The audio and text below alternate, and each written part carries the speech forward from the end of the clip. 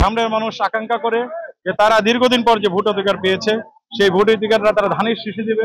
এবং ধানের শীষের সবচাইতে প্রিয় মানুষ ধামরাইয়ের পরীক্ষিত আলহাজ তমিজউদ্দিনকে তারা পছন্দ করে, যে ধানের শীষের কাণ্ডারি আলহাজ তমিজউদ্দিন হবে।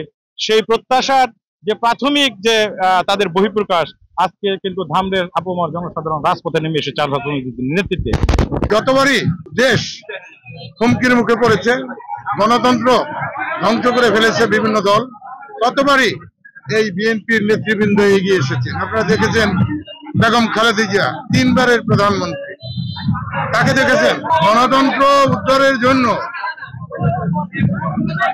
অনেক আপোষহীন ভাবে 1/11-এর সময় দেখেছেন দেশ ছেড়ে যাননি, এবারও দেখেছেন দেশ ছেড়ে যাননি। মিথ্যা মামলায় অসুস্থ মানুষ এবং এই বয়সে তাকে জেলে ঢুকানো হয়েছে 6টি বছর, 6.5 বছর বিনা দোষে আমাদের প্রিয় নেত্রী দেশনেত্রী বেগম খালেদা জিয়া জেল কেটেছে। এরই পরে অবস্থা আপনারা সকলেই জানেন, আমাদের বহু নেতা কর্মী গুম হয়েছে, মৃত্যুবরণ করছে, জেলে আছে, ফাঁসিতেও মারা গেছে। আমরাও বহুবার জেলে গিয়েছি, আপনারা জানেন।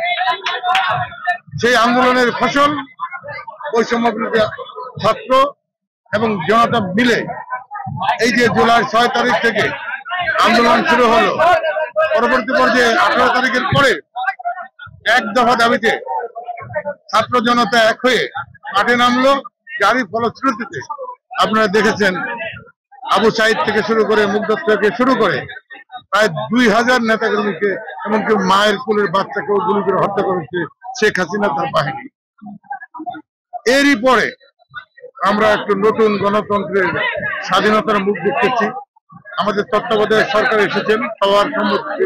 আপনারা জানেন যে তত্ত্বাবধায়ক সরকার ফেব্রুয়ারি মাসের মাঝামাঝিতে নির্বাচন ঘোষণা করেছেন সংসদ। আমার দল নির্বাচনমুখী এবং গণতন্ত্রে বিশ্বাস করে, সেই কারণে আমার দল এগিয়ে যাচ্ছে। আমরা সকলে ঐক্যবদ্ধ। আমাদের দল থেকে যাকে মনোনয়ন দিবে নিশ্চয়ই গ্রহণযোগ্য ব্যক্তিকে স্ব জায়গায় দিবে। কিছু আছে, আপনি বলেছেন ধামরাইয়ের ব্যবস্থা, আপনি ধামরাই জনগণের জোয়ার দেখেন, জনগণের অবস্থা দেখেন। এই অবস্থায় নিশ্চয়ই আমরা মনে করি এই মানুষগুলা অত্যন্ত কষ্ট করেছে, হামলা মামলা, বাড়িঘর ছাড়া, জেল খেটেছে বহু নেতা কর্মী।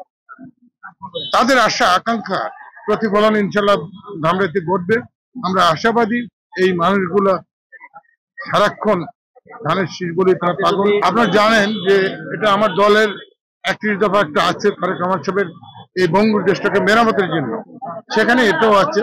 বেকার সমস্যাটা সবচেয়ে বেশি, যেহেতু আমাদের এখানে শিল্প উন্নত এলাকা, প্রচুর বেকারকে এখানে কাজ দেওয়া যেতে পারে। এইটা আমি প্রায়োরিটি নিব। যোগাযোগ ব্যবস্থা, শিক্ষা ব্যবস্থা, সর্বোপরি মাদকের বিরুদ্ধে আমাদের একটা কঠিন আন্দোলন সংগ্রাম, যেটা বলেন সমঝোতার মাধ্যমে, কেউ মেরে দেবে না। আমরা বুঝি একটা পরিবারের একটা সন্তান যদি মাদক গ্রহীত হয়, ওই পরিবার নরকের চেয়ে খারাপ অবস্থায় থাকে। আমরা এটাকে ওই কাউন্সিলিং করে আমরা তাদেরকে ভালো করার চেষ্টা করি। আর বড় সংগ্রাম হবে আমাদের চাঁদাবাজ, সন্ত্রাস, ভূমিদস্যু যারা আছে, যারা বিভিন্ন জায়গা থেকে এসে 5 তারিখের পরে হঠাৎ করে বিএনপির নাম ভাঙিয়ে, কোনো জায়গায় নাই বিএনপির, অথচ তারা বিএনপির দাবি করে বিভিন্ন জায়গায় যারা চাঁদাবাজি করে, এদেরকে হয় চাঁদাবাজি ছেড়ে তওবা করে দলে আসতে হবে, আর তা না হলে এরা তো দলের কেউই না, জানেনি সবাই। এটাই আমাদের শেষ বক্তব্য। একটা নিরাপদ ধামরাই আমরা করতে চাই, যেখানে গণতন্ত্র থাকবে, স্বাধীনতা থাকবে, জবাবদিহিতা থাকবে, শান্তি থাকবে।